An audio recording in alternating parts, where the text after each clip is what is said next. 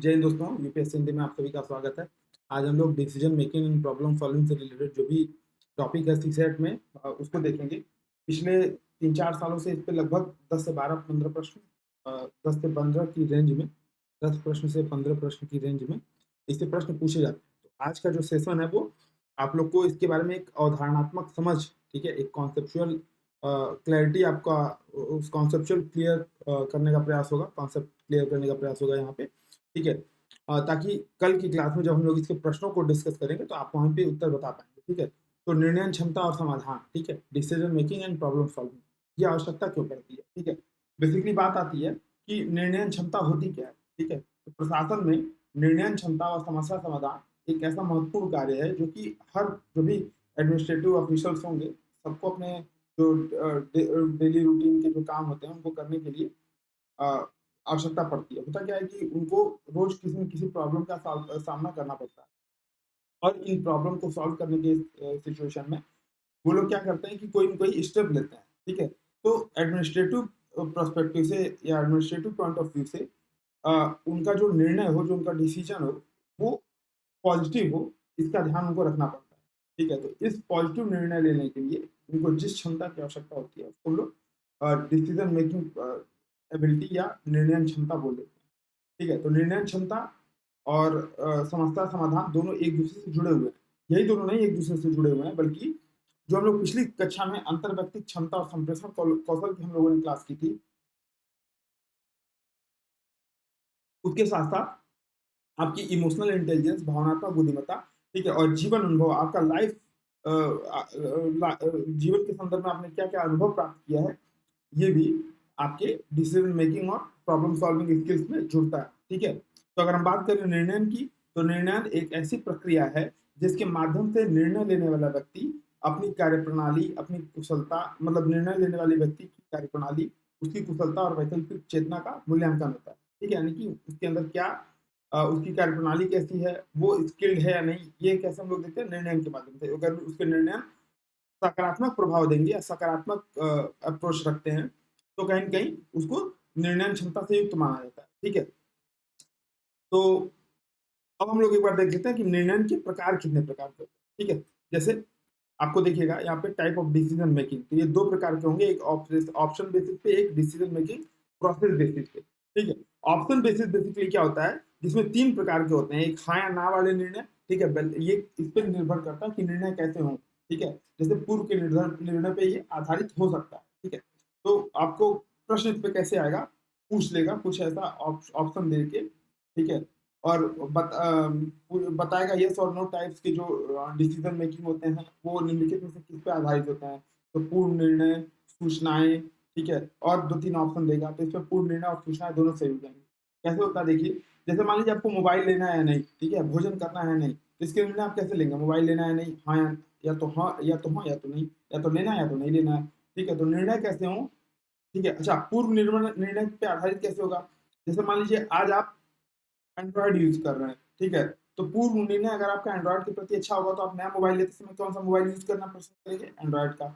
लेकिन जहाँ पे अगर आपका एंड्रॉइड के प्रति जो आपका अनुभव है वो अगर बेकार होगा, तो कहीं न कहीं आप फिर से कौन-सा नया मोबाइल लेंगे, तब आप एप्पल वगैरह या किसी अन्य ऑपरेटिंग सिस्टम पे जाना पसंद करेंगे। तो हाँ या ना वाले निर्णय पूर्व निर्णय पे आधारित होते हैं और प्रायः हाँ या नहीं में आंसर दिए जाते हैं, ठीक है? दूसरा आ जाता है सोच विचार वाले निर्णय, ठीक है? जो थिंकिंग प्रोसेस जिसमें प्रॉपर लगे। यानी कि विकल्प आपके पास कई सारे विकल्प होंगे, विकल्प के अधीन उनके क्या-क्या प्रभाव हो सकते हैं और उन प्रभावों पर आपकी उत्पादकता, आपकी आपकी आप कैसे उस पे रिएक्ट करेंगे, ये उस पे निर्भर करता है। जैसे अगर प्रश्न पूछूँ यूपीएससी देना है या नहीं देना है, यूपीएससी देना है, पीसीएस देना है, कौन-सा एग्ज़ाम देना है, ठीक है? अच्छा मान लीजिए आपने सेलेक्ट कर लिया, यूपीएससी देना है या पीसीएस देना है, ठीक है? इस अब बात आ जाएगी, आपने सेलेक्ट किया यूपीएससी देना है। अब बता जाएगी कि ऑप्शनल आपका कौन-सा हो, ठीक है? तो ऑप्शनल आपके पास यूपीएससी ने 10, 15, 12, 20 ऑप्शंस बताए हुए हैं। तो उन ऑप्शनल्स में से आप किसका चयन करोगे, ठीक है? फिर उसमें साहित्यिक लेना है या आपको कोई ऐसा सब्जेक्ट लेना है, ह्यूमैनिटीज़ वाला लेना है, तो ये सब भी तमाम हो जाएँगे। यानी कि विकल्पों के अधीन उनके प्रभाव, क्या उससे इफ़ेक्ट आएगा आपके ऊपर और आपकी उत्पादकता, आप उस पे कैसे परफ़ॉर्म कर पाओगे, इस पे भी विचार करना पड़ेगा। सोच विचार वाले निर्णय इस प्रकार के होते हैं। अगला है आकस्मिक निर्णय, जो कि परिस्थितियों के अनुकूल निर्णय लिए जाते हैं। जैसे सपोज कीजिए कि आपने एक्सीडेंट देखा, ठीक है, तो आप उस समय तुरंत नहीं सोच सकते कि भाई मुझे खून लगेगा या उसको मैं उठाऊंगा तो मुझे दिक्कत हो सकती है। वो तो बात की बात है, आप तुरंत एट इंस्टेंट कुछ रिएक्ट करोगे और वही रिएक्शन क्या हो जाएगा, आपके आकस्मिक निर्णय को दिखाएगा। ठीक है, तो आकस्मिक निर्णय तो विकल्प के आधार पर निर्णय 3 प्रकार के होते हैं, हाँ या ना वाले निर्णय, सोच विचार वाले निर्णय और आकस्मिक निर्णय। ठीक है, नोट्स बनाने की जरूरत नहीं है, केवल चीजें समझते चलिए। कल वाले प्रश्न में आपको चीजें एग्जाम्पल के साथ समझाऊंगा, अभी भी एग्जाम्पल के साथ समझा रहा हूँ। कल वाले में जब हम लोग प्रश्न करेंगे ना तो और ज्यादा और अच्छे से ये समझ में आएगा आपको। ठीक है, अब हम लोग देख सकते हैं निर्णय प्रक्रिया के आधार पर जो निर्णय होते हैं, डिसीजन मेकिंग प्रोसेस बेसिस जो निर्णय होता है, डिसीजन मेकिंग होता है, ये कैसा होता है। ठीक है, प्रोसेस प्रक्रिया के आधार पर, निर्णय प्रक्रिया के आधार पर जो निर्णय के प्रकार होते हैं। ठीक है, अब देख लेते हैं। पहला है योजनाबद्ध निर्णय और गैर योजनाबद्ध निर्णय, प्लान एंड अनप्लान निर्णय। ठीक है, जैसे मान लीजिए कोई मैडम है, ठीक है, कोई मैडम है, अब उनको वो क्लास टीचर है, ठीक है, तो अब क्लास टीचर में जाएंगी, क्लास टीचर जब है तो क्लास में जाएंगी, तो पहला पीरियड उनका जो होगा तो उसमें उनको क्या लेना पड़ेगा, उपस्थिति, बच्चों की, बच्चे प्रेजेंट है या नहीं, इनको देखना पड़ेगा। तो प्रेजेंट उनकी देखने के लिए जो मैम जो क्रियाकलाप करेगी ये उनका योजनाबद्ध निर्णय हो जाएगा। ठीक है, जैसे उनको हर हाल में अटेंडेंस रजिस्टर पे बच्चों की हाजिरी लगानी ही लगानी है। ठीक है, तो इसके लिए जो निर्णय लेंगे वो योजनाबद्ध निर्णय हो जाएगा। और गैर योजनाबद्ध निर्णय क्या हो जाएगा, मान लीजिए कोई बच्चा उसी में चाकूबाज आ गया, ठीक है, और उसने किसी लड़की के ऊपर चाकू चला दिया। अब इस स्थिति में मैम को जो निर्णय लेना पड़ेगा कि क्या करना है क्या नहीं करना है, वो गैर योजनाबद्ध निर्णय हो जाएगा। तो ऐसा प्लान एंड अनप्लान डिसीजन का मतलब ऐसे समझ लीजिए, प्लान मतलब आपका पहले से एक प्रोसेस निश्चित है कि आप स्कूल में जा रहे हैं, पहले से आपको प्रेयर करना है। ठीक है, प्रेयर में जाना है नहीं जाना है, तो जाना है तो ठीक है, हाँ या ना इस स्थिति में। अब जाना है तो फिर आपको एक लाइन बना के जानी पड़ेगी, एक निश्चित स्थान पर आप खड़े होते होंगे। ठीक है, तो प्लान निर्णय हो गया। गैर प्लान क्या हो गया, अचानक से आप स्कूल जाते हैं और पता चलता है छुट्टी हो गई। अब आप क्या करेंगे, मूवी देखने जाए दोस्तों के साथ, या गर्लफ्रेंड के साथ घूमने जाए, या बॉयफ्रेंड के साथ घूमने, मतलब ऐसा कुछ अगर आप निर्णय लेते हैं तो ये गैर योजनाबद्ध निर्णय हो गया, अचानक से आपको कुछ मिलता है। ठीक है, अगला है संगठनात्मक निर्णय और व्यक्तिगत निर्णय। तो संगठनात्मक निर्णय नाम से ही है, ऑर्गेनाइजेशनल, यानी कि किसी ऑर्गेनाइजेशनल पर्पज से आप निर्णय ले रहे हैं, तो संगठन के मूल्य, संगठन की विचारधारा, संगठन के तत्व तो उसमें शामिल हो जाएंगे। ठीक है, व्यक्तिगत निर्णय हो जाएगा आपको, आप ऐसे निर्णय जिसको आप दूसरों को नहीं सौंप सकते। ठीक है, जैसे मेरा बच्चा होने वाला है, आपका बच्चा होने वाला है, तो आप किसी दूसरे को नहीं बोल सकते कि भाई ऐसा है तुम हॉस्पिटल में चले जाना। तो व्यक्तिगत निर्णयों में आपको काम करना पड़ेगा, यानी कि दूसरों को सौंपा नहीं जा सकता। ऐसे निर्णयों को क्या बोलेंगे, व्यक्तिगत निर्णय। फिर है सामान्य तथा विशेष निर्णय, जनरल एंड स्पेशल डिसीजन। ठीक है, सामान्य निर्णय क्या होता है, ये बेसिकली पूर्व के निर्णय पे आश्रित होता है। जैसे मोबाइल लेते समय आपने कौन सा पिछला वाला मोबाइल लिया था, अगर उसी बेसिस पे आप चलते हुए और फिर से एंड्रॉयड ही ले रहे हैं, तो वो आपका क्या हो जाएगा, सामान्य निर्णय हो जाएगा। ठीक है, विशेष निर्णय क्या हो जाएगा, आपने पूर्व के निर्णय को देखा और पूर्व के निर्णय के आधार पर आपने देखा कि नहीं यार, नहीं भाई ये एंड्रॉयड जो है बहुत ज्यादा हैंग कर रहा है, तो अब मुझे कुछ नया ट्राई करना चाहिए। तो नया ट्राई करने के चक्कर में अगर आपने आईफोन वगैरह ले लिया, ठीक है, करने के चक्कर में अगर आपने आईफोन वगैरह ले लिया, तो ये क्या हो जाएगा, आपका स्पेशल डिसीजन। ठीक है, अगला क्या है, सामान्य और सामरिक निर्णय। सामान्य निर्णय क्या हो जाएंगे, बेसिकली दैनिक कार्य। ठीक है, डेली यूजेस में आपके जो भी काम कर रहे हैं वो आपके सामान्य निर्णय हो जाएंगे। सामरिक निर्णय या स्ट्रेटेजिक डिसीजन क्या हो जाएंगे, अगर आप किसी संगठन में काम करते हैं, ठीक है, तो उसके लक्ष्य कुछ होंगे, उसके कुछ उद्देश्य होंगे, उसके ऑब्जेक्टिव्स एंड इन सबको प्राप्त करने के लिए अगर आप जो काम कर रहे हैं, जो निर्णय ले रहे हैं, वो क्या हो जाएंगे, आपके स्ट्रेटेजिक डिसीजन। जैसे सामान्य निर्णय जैसे मान लीजिए मैं यूपीएससी हिंदी चला रहा हूँ, तो सामान्य निर्णय क्या हो जाएगा, जो मेरा डेली का रूटीन है कि मैं उठ रहा हूँ, क्लास बना रहा हूँ या नहीं बना रहा हूँ, जो भी मेरा डेली का रूटीन है उसमें। लेकिन स्ट्रेटेजिक या सामरिक निर्णय क्या हो जाएगा, मान लीजिए मुझे कोई टेस्ट आयोजित कराना है, तो वो टेस्ट जो है मेरा एकदम निश्चित समय पे होगा। जो सामान्य निर्णय है, मैं मन करे क्लास बनाऊं, मन करे क्लास नहीं बनाऊं, उसमें कोई दिक्कत नहीं है, लेकिन जो टेस्ट जिस दिन होना है उसी दिन होना है। तो सामरिक और सामान्य निर्णय। अगला है नीतिगत और परिचालन निर्णय। ठीक है, पॉलिसी एंड ऑपरेशनल डिसीजन। ठीक है, बेसिकली पॉलिसी डिसीजन जो होता है ना, वो उच्च प्राधिकारी लेता है, और जो परिचालन निर्णय होता है, ऑपरेशनल निर्णय होता है, ये प्राय निम्न प्राधिकारी लेते हैं। ठीक है, कैसे काम करना है, जैसे मान लीजिए जो उच्च अधिकारी आईएएस पीसीएस हैं, वो बड़े स्तर पे निर्णय ले लेते हैं कि भाई ये काम ऐसे करना है, गवर्नमेंट को भी सलाह देते हैं भाई देखो ऐसे ऐसे करो। ठीक है। परिचालन निर्णय क्या हो जाएगा, उसको कार्यवाही में लाने के लिए, जैसे मान लीजिए स्वच्छ भारत मिशन अगर इसको चलाना हुआ तो नीतिगत निर्णय कौन ले रहा है, पीएमओ ले रहा है, तो पीएमओ के जो टॉप मोस्ट ऑफिशियल्स हैं वो निर्णय ले रहे हैं इसमें। लेकिन परिचालन निर्णय जिलाधिकारियों को सौंप दिए गए कि भाई आप देखो, आप अपने अपने जिले में कैसे इसको स्वच्छ भारत मिशन को, भाई हो सकता है जो पर्वतीय इलाका हो वहां पर उतनी गंदगी ना हो, उनके लिए अप्रोच अलग हो, ठीक है, और यहाँ के लिए अप्रोच अलग हो, वहां कूड़ा निस्तारण के लिए अलग अप्रोच हो, यहाँ कूड़ा निस्तारण के लिए अलग अप्रोच हो, ठीक है। तो नीतिगत और परिचालन निर्णय, पॉलिसी एंड ऑपरेशनल डिसीजन, ठीक है। तो निर्णय प्रक्रिया के आधार पर डिसीजन मेकिंग प्रोसेस बेसिस पे अगर हम निर्णयों को देखेंगे तो ये 5 प्रकार मिलेंगे, और भी कई सारे मिल सकते हैं, ऐसा कोई ये नहीं पूछेगा कितने प्रकार के होते हैं, ठीक है।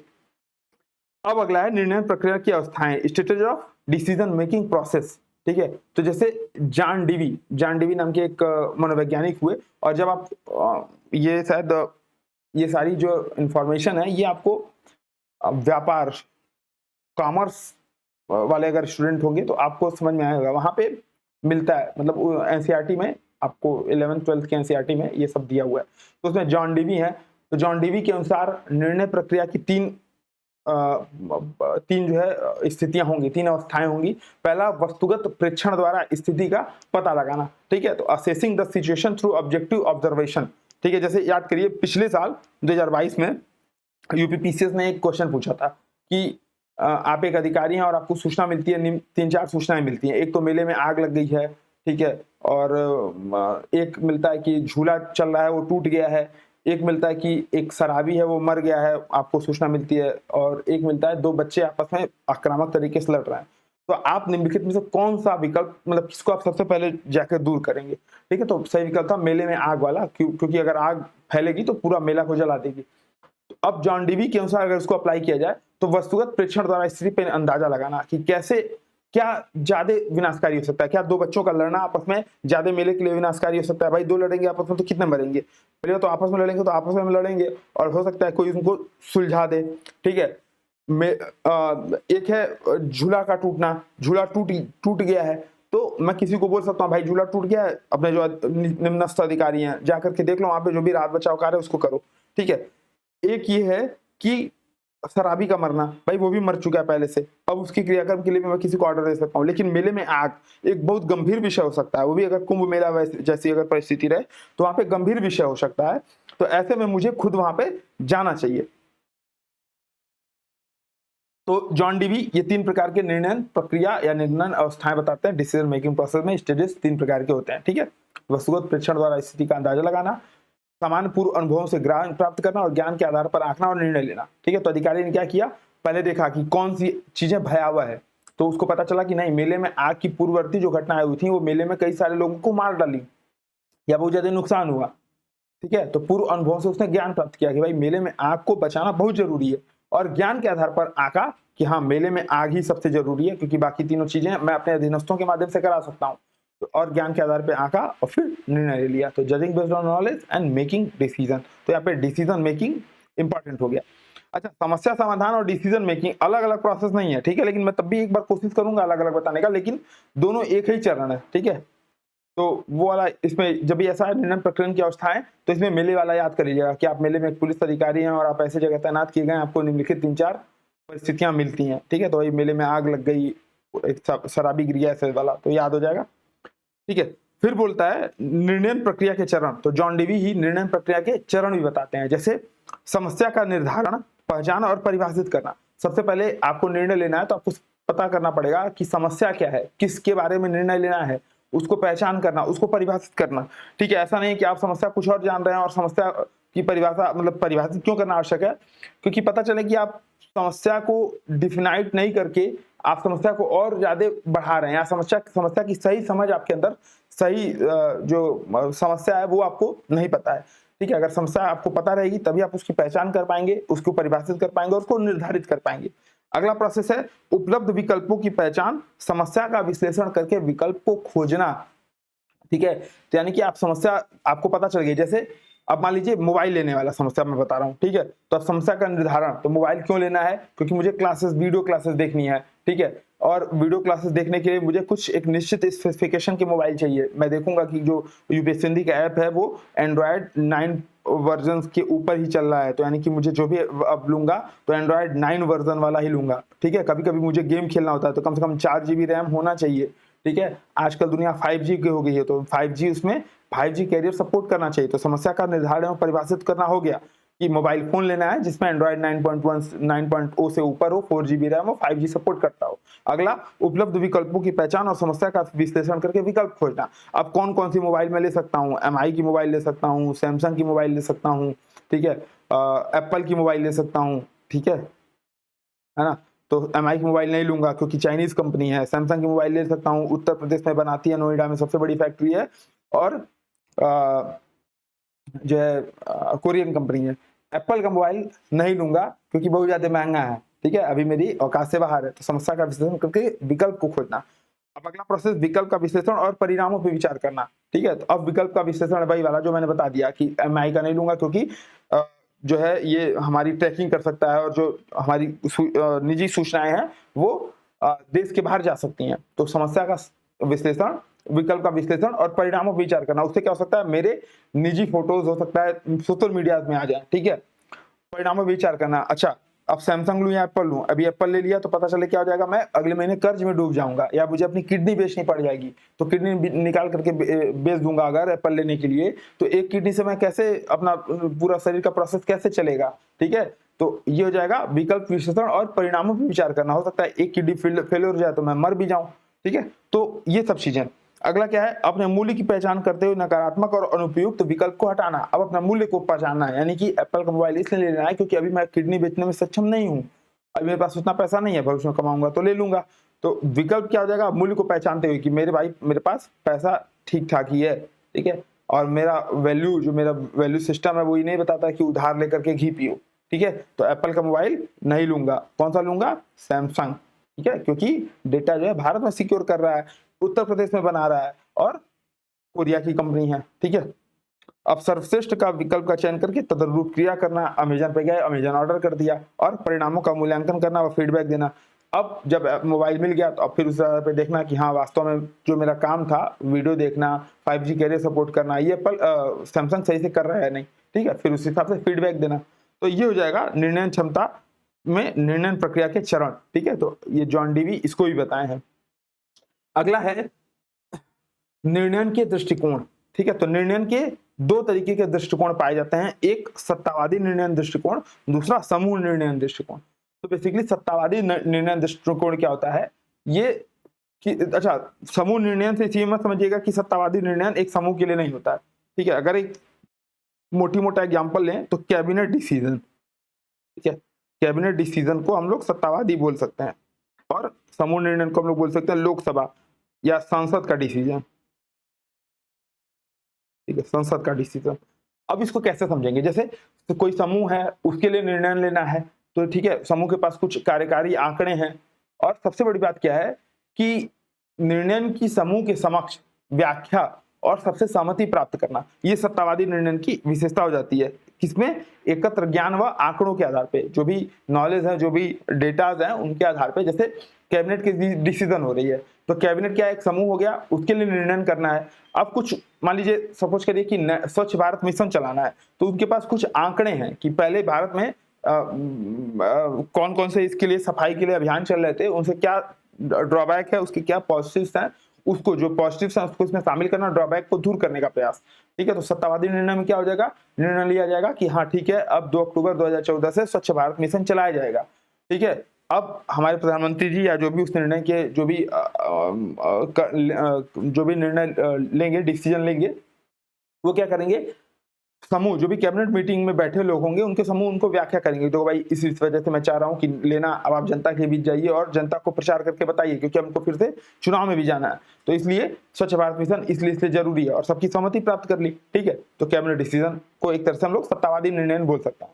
समूह निर्णय क्या होता है, बेसिकली समूह में विचारों और विश्लेषणों का आदान प्रदान करना, जैसे कि संसद की प्रक्रिया में होता है, ठीक है। आप देखेंगे कैबिनेट की डिसीजन में बहुत ज्यादा प्रधानमंत्री से इतर किसी का चलता नहीं है, ठीक है, जो भी चलता है सारा कैबिनेट का मतलब जो प्रधानमंत्री रहते हैं उन्हीं का चलता है। लेकिन समूह निर्णय जैसे जिसका उदाहरण मैंने संसद दिया, संसद में क्या है, आप अपने हिसाब से विचार एवं अभिव्यक्ति की स्वतंत्रता रखते हैं और कुछ भी आप अपने मत के अनुसार अपने जो जहाँ पे आप जिसका प्रतिनिधित्व कर रहे हो, जिसको रिप्रेजेंट कर रहे हो, उस कॉन्स्टिट्यूएंसी की कुछ विशिष्ट मांगों को भी रख सकते हैं।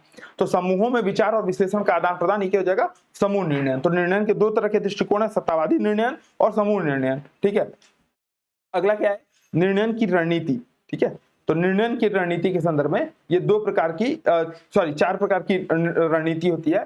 पहला था अनुकूलन की रणनीति, इसको इंग्लिश में बोलेंगे एडॉप्टेशन रणनीति। ठीक है, तो एडॉप्टेशन की रणनीति में क्या होता है, समस्या के अधिकतम संभाव्य समाधान में से सर्वश्रेष्ठ का समाधान। तो बेस्ट विकल्प क्या है, ठीक है, जैसे समस्या का महत्व क्या है, जैसे मान लीजिए दो तरह की समस्याएं हैं, तीन तरह की समस्या मान लीजिए, एक घर की समस्या कि घर में सब्जी कौन सी लानी है, ठीक है, दूसरा समस्या है कि देश में सरकार कौन सी चुनी जाए, और तीसरा समस्या है कि विश्व में रूस यूक्रेन युद्ध चल रहा है। ठीक है, तो समस्या के अधिकतम संभाव्य समाधान में से सर्वश्रेष्ठ का चयन। अब समस्या का महत्व आपके लिए सबसे ज्यादा महत्वपूर्ण कौन सा है, घर में सब्जी लाना, ठीक है, देश में कौन सी सरकार चुनी जाए वो, या रूस यूक्रेन युद्ध। ठीक है, तो जाहिर सी बात है तीसरा आपके लिए तुरंत में महत्वपूर्ण नहीं होगा। देश में कौन सी सरकार चुनी जाए ये लंबे समय के लिए, भाई आज सरकार चुन ली गई है 5 साल के लिए तो रहेगी। ठीक है, तो तो पहला समस्या का महत्व आपके लिए सबसे महत्वपूर्ण समस्या कौन सी हो जाएगी, घर में सब्जी लाना, क्योंकि सब्जी नहीं लाओगे तो घर में पिटाई खाओगे। ठीक है, अब समस्या के समाधान के लिए उपलब्ध समय, आपके पास समय कितना है, देश में सरकार चुननी है तो 5 साल समय है, रूस यूक्रेन युद्ध है तो आपके पास आपके हाथ में नहीं है कुछ, लेकिन सब्जी लाना है, शाम तक नहीं लाओगे तो मम्मी पक्का मारेंगी। ठीक है, समस्या के वैकल्पिक समाधान में जुड़ी कीमत। ठीक है, अब आप स्विगी से ऑर्डर कर दिए, सब्जी नहीं ला रहे हो, स्विगी से ऑर्डर कर दिए, 500 रुपए आपके गए। ठीक है ना, ये चीजें। फिर संसाधनों और ज्ञान की उपलब्धता, आप अपने संसाधन, आप अपने पैसे का कैसे यूज कर रहे हो स्विगी से ऑर्डर करने में। उस 500 रुपए में आपने स्विगी से ऑर्डर किया, अगर आप सब्जी लाते तो मम्मी 2 दिन आपको बना खिलाती। ठीक है, ज्ञान की उपलब्धता आपकी कैसी है ना। और व्यक्तिगत मनोवैज्ञानिक गुण, आपके अंदर व्यक्तिगत मनोवैज्ञानिक गुण किस प्रकार के हैं, ये भी डिपेंड करता है कि आप एडॉप्टेशन कैसे फॉलो करते हो। ठीक है, अगला क्या है, संतुष्टि, सर्वश्रेष्ठ विकल्प की तुलना में संतुष्टिदायक विकल्प, इसका चयन करना। ठीक है, जैसे मान लीजिए आपको भूख लगी, ठीक है, मान लीजिए आपको भूख लगी, और भूख लगने के साथ आपको पता चलता है आपके अगर बगल में एक गंदा होटल है, ठीक है, और 100 किलोमीटर दूर आपके पास एक 5 स्टार होटल है। ठीक है, तो आपको जब तुरंत भूख लगी और बहुत भयंकर भूख है, ऐसी भूख लगी कि अगर आपको ऐसा लग रहा है कि अगर 10 मिनट के अंदर खाना नहीं मिला तो मेरे प्राण जो है पखेरु उड़ जाएंगे। अब उस स्थिति में आप किसका विकल्प, कौन से विकल्प का चयन करोगे, गंदे होटल में जाने का या 5 स्टार होटल में जो 100 किलोमीटर दूर है। तो जाहिर सी बात है, आप अगल बगल अगर कोई गंदा संदा होटल भी रहेगा तो आप खा करके अपनी क्षुधा शांत करोगे और फिर सोचोगे कि हाँ ठीक है यार 100 किलोमीटर 5 स्टार होटल में जाते हैं या नहीं जाते हैं। तो संतुष्टि विकल्प क्या होता है, सर्वश्रेष्ठ विकल्प की तुलना जो कि 5 स्टार होटल था 100 किलोमीटर दूर, उसकी तुलना में संतुष्टिदायक विकल्प जो कि गंदा होटल है बगल में। ठीक है, मैक्सीमैक्स निर्णय क्या होता है, निर्णय की रणनीति क्या होती है, ये आपको सर्वोत्तम उपलब्ध विकल्प में से सर्वोत्तम का चयन करना होता है। जैसे मान लीजिए मोबाइल ही आपको लेना था, अब आपके पास आईफोन है, ठीक है, आपको आपका दोस्त बोला चल भाई मैं तुझे, आपके दोस्त का सिलेक्शन हो गया, एसडीएम हो गया, अब बोला चलो भाई मैं तुझको आईफोन दिलाता हूँ, तो आईफोन 14 प्रो मैक्स दिला रहा है। ठीक है, आईफोन 14 प्रो दिला रहा है, अब बोला भाई प्रो मैक्स में चाहो तो 256 जीबी ले लो, इसमें चाहो तो 512 जीबी ले लो। आपके पास विकल्प ही विकल्प है, कहाँ मैं सैमसंग का मोबाइल ले रहा था और कहाँ मेरे पास आईफोन 14 प्रो मैक्स और आईफोन 14 प्रो की बात हो रही है। अब आप सोच में पड़ जाते हैं यार इसमें से कौन सा लूं, तो सर्वोत्तम विकल्प है आप आईफोन 14 प्रो मैक्स लो या 14 प्रो लो, दोनों बात बराबर है, लेकिन सर्वोत्तम विकल्प में से कौन सा आपके लिए सर्वोत्तम है इसका चयन करना। अगला है मैक्सिमिन, निराशावादी परिणाम की आशंका में सबसे खराब विकल्प का चयन। ठीक है, जैसे मान लीजिए आपने होमवर्क करके आप नहीं गए, ठीक है, और टीचर आपको बोली चलो बेटा मार खाओ, तो आप बोलेंगे मैम मत मारिए, तो आप बोलेंगे नहीं, मैम बोलेंगे नहीं नहीं मार तो खाना पड़ेगा। अब बताओ 10 डंडा मारूं या 50 बार उठक बैठक करोगे, तो आप सोचोगे कि यार उठक बैठक करना, दंडा खाएं कि उठक बैठक करें, मतलब आपके लिए दोनों ही खराब हैं, लेकिन आप उसमें से किसी एक का चयन कर लोगे। यार जो थोड़ा बेया किस्म का होगा बोलेगा मैम डंडा मार के काम चलता बनिए, और जो थोड़ा सा समझदार होगा बोलेगा ठीक है नहीं मैम 50 बार उठक बैठक ही कर लेंगे, कम से कम मार तो सबके सामने नहीं खाएंगे। तो मैक्सिमैक्स और मैक्सिमिन, ठीक है, ये उदाहरण है, समझिएगा, कल वाले प्रश्न में इसको अप्लाई करेंगे। ठीक है, तो अब बात आती है निर्णय लेने की प्रक्रिया, ठीक है। तो ये क्या था अभी, निर्णय की रणनीति, फिर हम लोगों ने देखा अब हम लोग देख रहे हैं निर्णय की प्रक्रिया। निर्णय लेने की प्रक्रिया में क्या होता है, सामान्यतः पूर्व के निर्णय और अनुभवों का प्रभाव होता है। यानी कि जब हम लोगों ने अभी एग्जांपल देखे तो उसमें हम लोगों ने देखा कि पूर्व के निर्णय क्या थे और उसका हमारे पर क्या प्रभाव पड़ा, है ना। तो एक समान प्रक्रिया में जैसे मान लीजिए, सपोज करिए कि मान लीजिए मोबाइल का ही चयन करना है, ठीक है। लेकिन समय बीतने के साथ साथ आपके पास भले से आप एक समान प्रोसेस को ही फॉलो कर रहे हैं, लेकिन निर्णय की प्रक्रिया अलग अलग हो सकते हैं। ये क्या बोल रहा है, मतलब ऐसे समझिए फिर से। पहला तो है निर्णय लेने की प्रक्रिया में सामान्यतः पूर्व के निर्णय और अनुभवों का प्रभाव होता है। तो आपने देखा एग्जाम्पल में एमआई का मोबाइल क्यों नहीं लेना है, क्योंकि आपका डेटा लीक हो गया था, ऐसा कुछ पूर्व के निर्णय, है ना। या गवर्नमेंट के डिसीजन, तो अनुभव के प्रभाव, है ना, इससे आपका है, ठीक है। दूसरा क्या है, समान प्रक्रिया द्वारा लिए गए निर्णयों का परिणाम अलग अलग हो सकता है, ठीक है। आप आज बैठ करके एक सेम प्रोसेस के थ्रू, आपका बजट है मान लीजिए 1 लाख रुपए, और आप बैठ करके मोबाइल पे विचार करें कि मैं कौन सा मोबाइल लूं। यही आप 5 साल बाद आप 1 लाख रुपए में ही बैठ करके विकल्प का चयन करेंगे, तो जो आज विकल्प का चयन करेंगे कोई जरूरी नहीं कि वही विकल्प आप 5 साल बाद या 2 साल बाद या 1 साल बाद भी देखें। तो विकल्प समान प्रक्रिया द्वारा लिए गए निर्णय के भी बदल सकते हैं, ठीक है। और अनेक निर्णय अपने आप में स्वतंत्र होते हैं, ठीक है, लेकिन देश काल वातावरण का भी प्रभाव इस पर पड़ता है, ठीक है।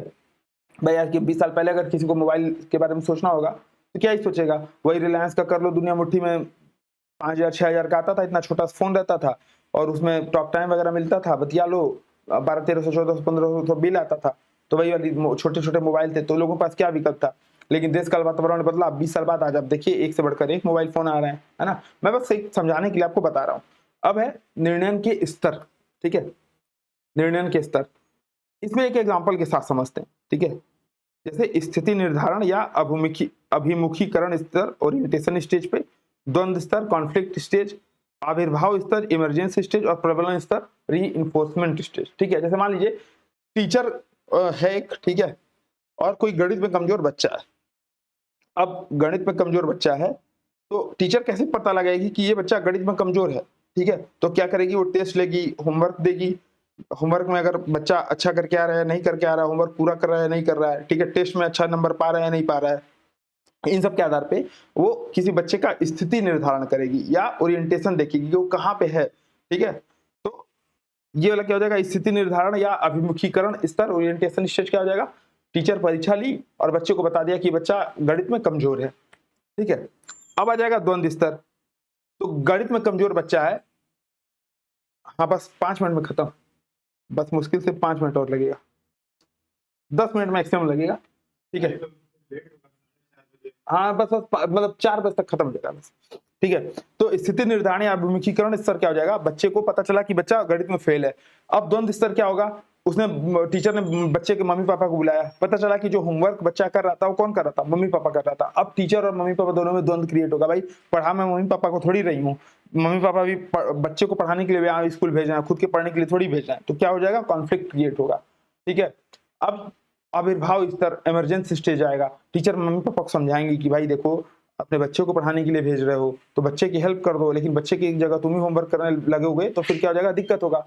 तो बच्चा क्या करेगा, माता पिता की सहायता से इमरजेंस करेगा, आविर्भाव प्राप्त करेगा, और अंत में आएगा प्रबलन स्तर। जब वो अच्छा करने लगेगा तो टीचर उसको शाबाशी देंगे, गुड बॉय, बहुत अच्छे बच्चे, तुम स्कूल का नाम रोशन करोगे, ऐसे ऐसे करके। तो निर्णय के 3 स्तर हो जाएंगे, है ना, स्थिति निर्धारण, द्वंद्व स्तर, आविर्भाव स्तर और प्रबलन स्तर, ठीक है। तो स्थिति निर्धारण या अभिमुखीकरण स्तर, ये अब आपको समझ में आया। इसमें क्या होगा, बेसिकली पहली बार समस्या से आपका सामना होगा, ठीक है। निर्णय में शामिल लोग पहली बार एक दूसरे से मिलेंगे, एक दूसरे के बारे में एक दूसरे के विचार जानेंगे। जैसे टीचर ने किया कि गणित का टेस्ट लेकर के जाना कि हाँ बच्चा क्या किस स्थिति में है, ठीक है, बच्चे को जान गई। तो अब परिचय स्तर, परिचय प्राप्त करने के बाद विभिन्न मतों में द्वंद्व होगा, है ना, और इसमें नेता की बात मानी जाएगी, ठीक है, नेता की बात मानी जाएगी। एक और एग्जाम्पल के साथ समझाऊंगा अभी, ठीक है, नेता की बात मानी जाएगी। आविर्भाव स्तर, ठीक है, इसमें क्या हो जाएगा, बातचीत कर समस्या का समाधान निकालेंगे, ठीक है, बातचीत कर समस्या समाधान, ठीक है। फिर प्रबलन स्तर क्या हो जाएगा, सर्वमान्य हल की दिशा में कार्य, सर्वमान्य हल की दिशा में कार्य, ऐसे समझ लीजिए इसको। दूसरा तो एक तो टीचर और स्टूडेंट वाला देखा आपने, इसको एक तरह समझ लीजिए कैबिनेट की पहली बैठक, ठीक है। अब मान लीजिए मोदी जी, सपोज के लिए मोदी जी पहली बार किसी इस बार नए मतलब 2024 के चुनाव में जब मोदी जी चुन के आते हैं तो नए कैबिनेट का गठन करते हैं और किसी को भी पुराने वाले को शामिल नहीं करते हैं। तो अब सारे लोग जब पहली बार उनसे मिलेंगे तो कौन सा स्तर हो जाएगा, स्थिति निर्धारण या अभिमुखी स्तर। ठीक है, पहली बार समस्या से सामना, तो मोदी जी से पहली बार सामना हो रहा है और निर्णय में जो शामिल लोग हैं, जो मीटिंग में शामिल हैं, वो पहली बार एक दूसरे से जान रहे हैं। ठीक है, तो उनकी स्थिति निर्धारित होगी। जो बोलने की हिम्मत कर पाएगा वो मोदी जी हो सकता है उसको गृह मंत्री बना दे, कुछ और बना दे, है ना। फिर दूसरा क्या हो जाएगा, द्वंद्व स्तर। मान लीजिए मीटिंग में बातचीत हुई और किसी चीज पे कॉन्फ्लिक्ट क्रिएट हुआ, ठीक है, तो किसकी बात मानी जाएगी, नेता की बात मानी जाएगी। ठीक है, नेता की बात मानी जाएगी, मोदी जी जो बोल देंगे वही चीज सही हो जाएगी, है ना। लेकिन कुछ लोग निकल करके बाहर हल्ला मचाएंगे कि नहीं भाई ऐसा नहीं होना चाहिए था, हमारी बात नहीं सुनेगी, ऐसे है वैसे है। तो आविर्भाव इस तरह रहेगा, इसमें बातचीत करके समस्या का समाधान निकालने का प्रयास होगा। और प्रबलन स्तर फिर क्या हो जाएगा, सभी पक्षों को शामिल करके समस्या का सर्वमान्य समाधान देने का प्रयास होगा। ठीक है, तो इसमें निर्णय के स्तर पे आपसे प्रश्न पूछा जा सकता है। ठीक है, कि आपको विकल्प दे देगा कि आप एक आईएएस अधिकारी हैं और क्या कहते हैं, आप जो है कहीं आप जा रहे हैं और आप देख रहे हैं कि कोई बच्चा है जो कि भीख मांग रहा है। ठीक है, इस स्थिति में आपके पास जो विकल्प हैं, आप इसमें से आप मतलब इस स्थिति में आप निम्नलिखित में किस स्तर पे हैं। ठीक है, तो स्थिति निर्धारण, द्वंद्व स्तर, आविर्भाव स्तर या प्रबलन स्तर। तो आप किस स्थिति में रहेंगे, स्थिति निर्धारण या ओरिएंटेशन स्टेज पे। अब आपको अभी तुरंत पता चला है कि बच्चा भीख मांग रहा है। ठीक है, बाद में आपको पता चलेगा नहीं नहीं बच्चा स्कूल में गवर्नमेंट इतना खर्च कर रही है, उसके बावजूद भी वो बच्चा पढ़ने नहीं जा रहा है या बच्चे के माता पिता उसको पढ़ने नहीं भेज रहे हैं, तो वो द्वंद्व स्तर में जाएगा। ठीक है, फिर आविर्भाव स्तर क्या हो जाएगा, बातचीत कर जो डीएम महोदय हैं वो बच्चे के माता पिता से बात करेंगे और स्कूल भेजने के लिए काम करेंगे। ठीक है, फिर प्रबलन स्तर क्या हो जाएगा, सभी बच्चों को शामिल करके समस्या का सर्वमान्य सिद्धांत समाधान निकाला जाएगा। ठीक है, बच्चों को पूरा स्कूलिंग प्रॉपर होगी, उसको वहां पर मिड डे मील वगैरह की व्यवस्था होगी। ठीक है, अंतिम क्या है, ये निर्णय निर्माण कौशल। ठीक है, इसको एक बार देख लेते हैं, ये आज का अंतिम टॉपिक रहेगा। ठीक है, तो निर्णय निर्माण में बेसिकली ये इसमें प्रश्न पूछ सकता है कि निर्णय निर्माण में कितने प्रकार के कौशल होते हैं। तो लगभग 4 प्रकार के कौशल होते हैं। एक तकनीकी कौशल, मानवीय कौशल, वैचारिक कौशल और अनुभवजन्य कौशल। ठीक है, तकनीकी कौशल क्या हो जाएंगे कि जो कार्यरत व्यक्ति है वो अपना कार्य निष्पादन कैसे करता है, ये उसके लिए तकनीकी कौशल हो जाएगा। जैसे डॉक्टर को पता है कि कैसे ऑपरेशन करना है, खानसामा को पता है कैसे भोजन बनाना है ना। मैकेनिक को पता है कैसे कार खोल करके उसके अंदर से हमारा चूहा बाहर निकालना है ना। तो मानवीय कौशल क्या हो जाएगा, मानवीय कौशल बेसिकली हो जाएगा कि लोगों और समुदायों के मूल्य को समझना। ठीक है, जैसे मान लीजिए शराब पीना। ठीक है, शराब पीना एक समस्या हो सकती है, लेकिन वो फ्रांस में समस्या नहीं हो सकती है क्योंकि वो ठंडा देश है, वहाँ के लोग अमूमन शाम के समय शराब या जो भी विस्की रम जो भी है वो यूज करते हैं। लेकिन वही बिहार में समस्या हो सकती है। तो इसके लिए जो हमारे मूल हैं, जो हमारे सिद्धांत हैं, वो जो इसमें लगेंगे उसको हम लोग बोल देंगे मानवीय कौशल, यानी कि लोगों और समुदाय के मूल्य को समझना। अगला क्या है, वैचारिक कौशल। इससे जो है विस्तृत व दूरदर्शी दृष्टि मिलती है, नेतृत्व क्षमता का विकास होता है। वैचारिकता जैसे मतलब ऐसे समझिए कि वैचारिक प्रक्रिया के द्वारा आप किसी वैचारिकता पे पहुंच रहे हैं। ठीक है, और नई खोजें कर रहे हैं, है ना, तो वैचारिक कौशल हो जाएगा। जैसे ऐसे समझिए कि कोई आप नित नई समस्या हो, जैसे वैज्ञानिक का उदाहरण ले लीजिए, वैज्ञानिक। ठीक है, तो वैज्ञानिक क्या हो जाएगा, वैचारिक कौशल से युक्त होगा। ठीक है, वैचारिक निर्णय क्षमता। जो थॉमस अल्वा एडिसन थे, निरंतर नए प्रयोग कर रहे थे और लगभग 1000 असफल प्रयोगों के बाद उन्होंने बल्ब की खोज की। तो वैचारिक कौशल के स्तर को दिखाता है। वो उन्होंने समस्या को समझा और निर्णय लिया कि नहीं भाई मैं भले फेल होऊंगा, लेकिन बार बार निर्णय लेते थे कि नहीं मैं रिसर्च करता ही जाऊंगा। ठीक है, अगला क्या है, अनुभवजन्य कौशल। तो वही थॉमस अल्वा एडिसन का आप एग्जाम्पल याद कर सकते हैं कि समय के साथ उन्होंने सीखा और अंततः एक कार्यात्मक बल्ब, ठीक है, उसका आविष्कार कर दिया और इलेक्ट्रिसिटी से चलने वाले बल्ब का उन्होंने इन्वेंशन किया। ठीक है, अगला क्या है, निर्णय को प्रभावित करने वाले कारक। ठीक है, तो व्यक्ति की अभिरुचियां क्या हैं, है ना, व्यक्ति की अभिरुचियां क्या है इसमें। दूसरा चीज, व्यक्ति की अभिवृत्ति क्या है और व्यक्ति का व्यक्तित्व क्या है, ये भी निर्णय को प्रभावित करते हैं, यानी कि निर्णयकर्ता के निजी पक्ष को शामिल करता है। ठीक है, निश्चित कार्य करने की उसकी योग्यता क्या है, उसकी अभिरुचि कैसी है, अभिवृत्ति किसी मुद्दे पर उसके पॉजिटिव और निगेटिव कैसी उसकी प्रतिक्रिया है, और उसका व्यक्तित्व खुद का कैसा है। ठीक है, सकारात्मक व्यक्तित्व नकारात्मक व्यक्तित्व है, ये निर्णय को प्रभावित करता है। ठीक है, जैसे मान लीजिए मोदी जी निर्णय ले रहे हैं या पूर्ववर्ती कोई या किसी और, ऐसे समझिए सूडान में अभी कोई निर्णय लिया जा रहा है, तो अभी सूडान में अगर कोई प्रशासनिक स्तर पर निर्णय लिया जाएगा तो उसकी भ्रष्ट होने की संभावना ज्यादा होगी, क्योंकि अभी देश खुद ही आंतरिक विद्रोह से जूझ रहा है। ठीक है, अगला क्या है, निकटस्थ परिवेश क्या है, परिवार के मूल्य क्या है, परिवार में लोग कैसे एक दूसरे को ट्रीट करते हैं। ठीक है, महिलाओं का सम्मान होता है या नहीं होता है, महिलाओं की बात सुनी जाती है या नहीं सुनी जाती है, ये चीजें भी डिपेंड करती है, निर्णय लेने वाले को प्रभावित करती है। ठीक है, सामाजिक परिवेश कैसा है, समाज, समकक्ष, समूह, समुदाय, इसके बारे में उसकी क्या राय है। ठीक है, यानी कि हमारा समाज हमको ओपन एंडेड गेम खेलने देता है कि नहीं। जैसे हमारे यहाँ उत्तर भारत की बात करूं तो यहाँ पे अगर व्यापार करेंगे, ट्रेड करेंगे या कुछ नया इनोवेशन वगैरह करेंगे तो समाज में थोड़ा सा हे दृष्टि से देखा जाता है। ठीक है, वहीं अगर दक्षिण भारत या गुजरात वगैरह में बात करें तो व्यापार को अच्छे तरीके से देखा जाता है। यहाँ का मतलब क्या है भाई, आप तैयारी करो और सरकारी नौकरी पाओ, है ना। अमेरिका और भारत की सोसाइटी, पश्चिमी समाज जो होता है, वहाँ पे हर का श्रम को महत्वपूर्ण मतलब श्रम को महत्ता दी जाती है। ठीक है, इंपॉर्टेंस दी जाती है। भारत में ऐसा नहीं है। ठीक है, भारत में जो खेतिहर हैं, किसान हैं, गरीब हैं, मजदूर हैं, वो आज निम्न जीवन जीने पे मजबूर है ना। तो ये क्या हो जाएगा, सामाजिक परिवेश पर निर्भर करेगा, निर्णय को प्रभावित करने वाले कारक। अगला क्या है, सांस्कृतिक मूल्य या सांस्कृतिक संदर्भ जो है, मूल्य या पूर्वाग्रह। ठीक है, जैसे मान लीजिए आप निर्णय लिया आपने कि आपको यहाँ से जा करके दूध लाना है। ठीक है, या आपको जाके मोबाइल लाना है, मोबाइल वाला एग्जाम्पल हम लोग देख लेते हैं। अब पता चला बाहर निकलते या बिल्ली रास्ता काट दी, तो आपको आपके जो समाज है वहां पे आपको बताया गया सांस्कृतिक संदर्भ में कि बिल्ली का रास्ता काटना अशुभ होता है। पता नहीं आपके लिए अशुभ है कि उसके लिए अशुभ है। ठीक है, तो ये मूल और पूर्वाग्रह सांस्कृतिक संदर्भ के तौर पे निर्णय को प्रभावित करेंगे और आप क्या करेंगे, वापिस चले आएंगे, नहीं नहीं आज बिल्ली रास्ता काट दिया, आज मोबाइल लाऊंगा तो हो सकता है मैं ठगा जाऊं, है ना। अगला क्या है, व्यावसायिक प्राथमिकता, पद एवं स्थिति।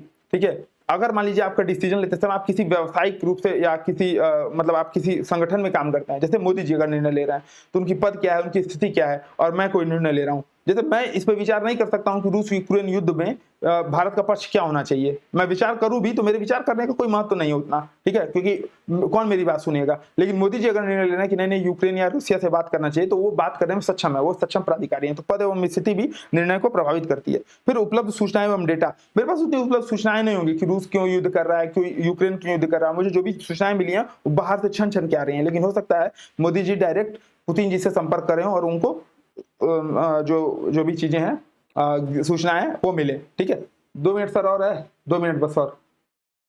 ठीक है, अब बात क्या है, एक निर्णय निर्माता के अंदर निम्नलिखित गुण होने चाहिए। ठीक है, तो ये गुण देख लीजिएगा जल्दी से ऐसे, जैसे पर्याप्त ज्ञान व व्यापकता होनी चाहिए, किसी भी चीज के बारे में एक होलिस्टिक अप्रोच उसको होना चाहिए, पहल करने की क्षमता होनी चाहिए। ऐसा नहीं है कि वो दूसरों के इंतजार करे। ठीक है, अगर एक नेतृत्व करता है, एक निर्णय निर्माता है तो खुद ही इनिशिएटिव ले। ठीक है, सुझावों पर विचार करे, जो भी लोग अगल बगल उसको सुझाव दें उनको अच्छे से सुने, ऐसा नहीं कि सीधे सुनते ही रिजेक्ट कर दे। ठीक है, बेहतर चुनने की क्षमता हो, है ना, उपलब्ध विकल्पों में सबसे अच्छा विकल्प चयन करने की क्षमता हो, समसामयिक घटनाक्रम से उसको समसामयिक घटनाक्रम के बारे में उसको ज्ञान हो, है ना, लचीलेपन से युक्त हो। ऐसा नहीं हो कि ना एकदम रिजिड रहे कि नहीं आज निकलना है मतलब आज निकलना है। ठीक है, आज लेना है मोबाइल मतलब आज लेना है, हो सकता है कल ऑफर आ जाए, 1 दिन 2 दिन वेट कर लो, है ना। जोखिम लेने की क्षमता हो। ठीक है, मैंने निर्णय ले लिया कि आज ही लेना है मोबाइल, आज 10,000 5,000 महंगा सही, लेकिन जोखिम लेने के लिए मैं तैयार हूं। तो जोखिम लेने की क्षमता हो, भावनात्मक बुद्धिमत्ता से युक्त हो और नव प्रवर्तक हो, यानी कि नए नए खोज करता हो। ठीक है, तो ये चीजें थी। अब हम लोग कल वाली क्लास में निर्णय निर्माण में व्यक्तित्व भिन्नता का प्रभाव, समस्या समाधान, इसको हम लोग कल वाली क्लास में देखेंगे और इससे रिलेटेड क्वेश्चंस को भी कल वाली क्लास में हल करेंगे। ठीक है, तो कल मिलते हैं हम लोग। इस क्लास को सबसे ज्यादा से ज्यादा शेयर करिए। सीसैट में बहुत महत्वपूर्ण है, 10 से 15 क्वेश्चन आ रहे हैं। ठीक है, 10 से 15 क्वेश्चन आ रहे हैं सीसैट में, तो इस टॉपिक से प्रॉपर। ठीक है, और जब आपको 66 या 67 नंबर पाना आवश्यक हो तो उसमें 10-15 क्वेश्चन, यानी कि 10 से 10 दूनी 20 और 15 दूनी 30 नंबर का महत्व बहुत ही महत्वपूर्ण होता है। ठीक है, तो इसको ज्यादा से ज्यादा शेयर करिए। आप लोग की इसमें जो जैसा आप लोग जैसा भी आप लोग ट्रीट करेंगे इस वीडियो को, वैसा ही हम लोग फिर नेक्स्ट वीडियो या आगे आने वाले वीडियोज में भी हम लोग चर्चा करेंगे। ठीक है, तो मिलते हैं हम लोग नेक्स्ट वीडियो में, तब तक के लिए जय हिंद।